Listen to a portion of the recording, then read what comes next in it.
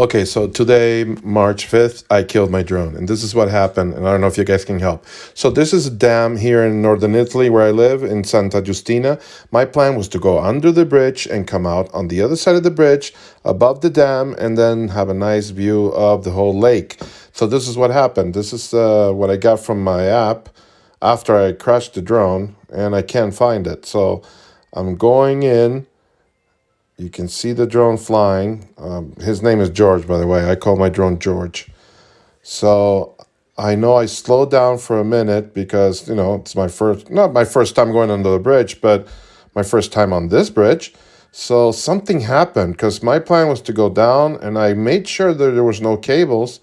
Something happened there, and that's where I got to notice that the gimbal was stuck. And that's the last time I heard from George. So I know I went to the other part of I can't tell you right now, but in my app, there's a thing that you click and you click on Find My Drone, and that was not happening. This one is. See, I click on that, it says aircraft not connected. So I don't know if you guys had experience with this, but let me know, guys, because this sucks.